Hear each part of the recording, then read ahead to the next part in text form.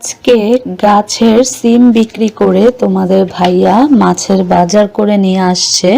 তো আজকের ব্লগটি তোমাদের সাথে শেয়ার করতে চলেছি। আসসালামু আলাইকুম আমার প্রিয় ভিউয়ার্স আপু ভাইয়ারা, আশা করছি আল্লাহর অশেষ রহমতে তোমরা সবাই অনেক ভালো আছো। আলহামদুলিল্লাহ আমরাও ভালো আছি।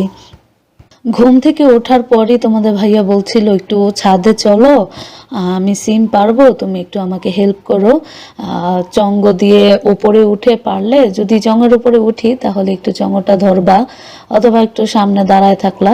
তো গেলাম ছাদে গিয়ে, তো প্রায় 2 ঘন্টার মতন সময় লাগছে এই সিমগুলো পারতে। কারণ এত সময় লাগার কারণ হচ্ছে সিমগুলো নিচ থেকে লাগ পাওয়া যায় না, নিচের থেকে লাগ পাওয়া যায় না, অনেক কষ্ট করে পারতে হয়, অনেক উঁচাতে হয়েছে। হ্যাঁ, তোমাদের ভাইয়াও হচ্ছে লাগাল পায় না। তো সিম পারতে গিয়ে ভাবলাম তো এত সিম পারতেছে, একটু লাইভে চলে যাই। আর তারপর লাইভে গিয়েছিলাম, লাইভে গিয়ে দেখিয়েছি সিম পাড়া। তো তারপর আমি চলে এসেছি, কিছুক্ষণ দেখিয়ে আমার আর ভালো লাগছিল না।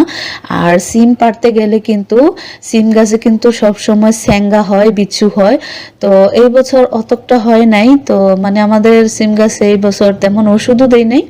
আর পোকা হয়েছিল, তারপর আপনি আপনি শেষ হয়ে গিয়েছে, মানে মজা গেছে, পোকা আর এখন নাই আলহামদুলিল্লাহ। তো সিম দেখো, এই প্রথম হচ্ছে গাছ থেকে একেবারে এতগুলা সিম পারলাম। এর আগে হচ্ছে 1 কেজি 1.5 কেজি 2 কেজি করে পারছি, ওইগুলা প্রতিদিন রান্না করে ফেলছি আর বিক্রি করে নেই। আজকে যে সিমগুলো পারছি একদম দেখতেই পাচ্ছ ভিডিওতে, একদম বিচিগুলা কি পরিমাণ মানে বাড়তি হয়েছে। তো এখানে টোটাল 8.5 কেজি হচ্ছে সিম হয়েছিল, 7.5 কেজি সিম বিক্রি করছে, আর 1 কেজি সিম 7 কেজি সিম বিক্রি করছে, আর 1.5 কেজি সিম ঘরে ছিল। পরে আবার আরেকজন এসে হাফ কেজি নিয়ে গেছে। তো 1 কেজি সিম ওই দিন রান্না করছিলাম। তো এখানে 7 কেজি সিম বিক্রি করে তোমাদের ভাইয়া মানে যেদিন দিয়ে আসছে তারপরের দিন গিয়ে টাকা নিয়ে হচ্ছে মাছ কিনে আনছে। তো সিম হচ্ছে 40 টাকা কেজি বিক্রি করলে হচ্ছে 7 কেজি সিম 4 7 28 280 টাকার হচ্ছে সিম বিক্রি করছে। তো 280 টাকার সিম বিক্রি করে এখানে সকালবেলা সিম বিক্রি করে আসার সময় হচ্ছে দেখে যে ভ্যানগাড়ির মধ্যে অবশিষ্ট এই কয়টা মাছই ছিল। তো তারপর হচ্ছে 200 টাকা দিয়ে এই মাছগুলো কিনে নিয়ে আসছে। তো আমাদের কাছে চেউয়া মাছ, যেটা লম্বা লম্বা মাছটা, এগুলা কিন্তু নদীর মাছ। আর এটা ছিল মেঘনা নদীর চেউয়া মাছ। একদম মা যখন হচ্ছে বাহিরে রান্না করতেছিল, আমি তো ঘরের মধ্যে ছিলাম, তো একদম ঘ্রাণে মানে পুরো ঘর ভরে গিয়েছিল। মেঘনা নদীর চেউয়া মাছের অনেক ঘ্রাণ থাকে আর খাইতেও অনেক বেশি মজা থাকে। তো চেউয়া মাছ আনছিল, আর হচ্ছে ছোট বাইলার গুঁড়া আনছিল, বেলে মাছের ছোট বেলে মাছ। তো ছোট বেলে মাছ তোমাদের ভাইয়ার অনেক অনেক বেশি পছন্দের একটা মাছ। তাকে রুই কাতলা একদিকে দিলে, আর ছোট বেলে মাছ দিলে সে রুই কাতলা খাবে না, ছোট বেলেই খাবে। তো এখানে হচ্ছে সিম দিয়ে, সিমগুলো ঝুরি ঝুরি করে কেটে সিম আলু দিয়ে হচ্ছে চেউয়া মাছের যে মাথাগুলা ছিল, মাথা আর তেলগুলা ছিল, প্রত্যেকটা মাছের ভিতরে তেল হয়েছে, ওই মাথা আর তেলগুলো আলগা মচমচা করে ভাজি করে নিছে। আর মাছ দিয়ে হচ্ছে সিম দিয়ে তরকারি রান্না করতেছে। তো এই যে দেখো, এক বল ভাত রইছে। মানে প্রতিদিন আমার শ্বশুর আব্বু মারা যাওয়ার পর থেকে আমাদের পরিবারের, আমাদের 3 জন মানুষের খাওয়ার পরিমাণ এত বেশি কমে গিয়েছে। তো যত কমিয়েই ভাত রান্না করা হয় না কেন, ততই ভাত রয়ে যায়। তো ততই বেশি ভাত রয়ে যায়। তো সকালবেলা তো বেশি হচ্ছে খাবার থেকে যায়, একদম খাওয়াই হয় না, রিজিক একদম কমে গিয়েছে।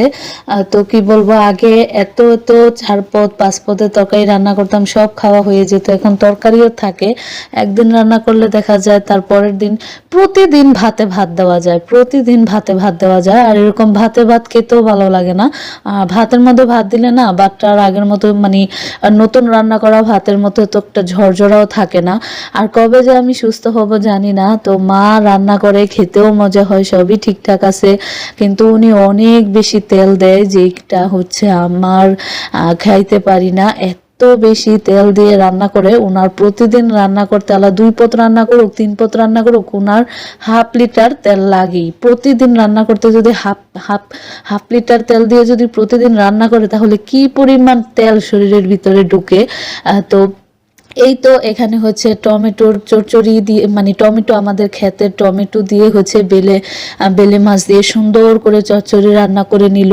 অনেকে হচ্ছে ছোট মাছ রান্না করার সময় পানি দিতে চায় না, এতে করে কিন্তু মাছটা খুব বেশি মানে যে একদম হয় না আর কি, ভালো করে সিদ্ধ হয় না। তো সব সময় মাছের মধ্যে একটু বেশি করে পানি দিয়ে ভালো করে কষিয়ে সিদ্ধ করে রান্না করবেন। আর উস্তা ভাজি হোক, ঢেঁড়স ভাজি হোক, শাক পাতা ভাজির মধ্যে পেঁয়াজ রসুনের পরিমাণ বেশি দিবেন, তাহলে খেতে ভালো লাগবে। ওই কড়াইয়ে হচ্ছে একটা চুলায় রান্না করলে কোনটা রেখে কোনটার কথা বলবো। তো এখানে হচ্ছে আপনাদের ভাইয়া বাজার থেকে অনেকগুলো উস্তা কিনে আনছে তো একসাথে, তো সেই উস্তাগুলো সব নষ্ট হয়ে যাচ্ছিল। তো অনেকগুলা পাকা উস্তা হচ্ছে মানে সে কিনে নিয়ে আসছে, তো সেই উস্তা ভাজি করা হয়েছে। আর উস্তা ভাজি বসাইয়া শুধু লারে লারে লারে লারে লারে তো উস্তা ভাজি করছে, তারপর হচ্ছে কাঁচামরিচ দিয়ে উস্তা দিয়ে হচ্ছে মলায়া মাছের শুটকি দিয়ে রান্না করছে, আর হচ্ছে চেউয়া মাছের মাথা তেল ভাজি করছে, আর হচ্ছে উস্তা ভাজি, উস্তা দিয়ে শুটকি, চেউয়া মাছের মাথা ভাজি, চেউয়া মাছ দিয়ে সিম আলু দিয়ে তরকারি। তো কয় পদ গেল, 4 পদ গেল। দেখো উস্তা ভাজির মধ্যে যে কি পরিমাণ তেল, তো আমি হচ্ছে চামচ দিয়ে চেপে চেপে হচ্ছে তেল ফেলে তারপর নিছি। তো উস্তা ভাজি খাইতে এত তিতা লাগছে, এটা পাকা উস্তা দেখা নাকি কি আমি জানি না।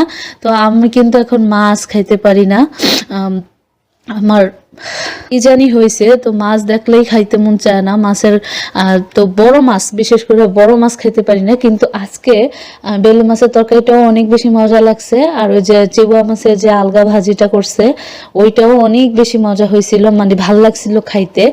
তো কবে আমি সুস্থ হব জানি না, আর কবে আমি আমার মনের মতন করে রান্না করে খাইতে পারবো। তো ওনার হাতের রান্নাও অনেক বেশি মজা হয়, কিন্তু তেলের কারণে ভালো লাগে না।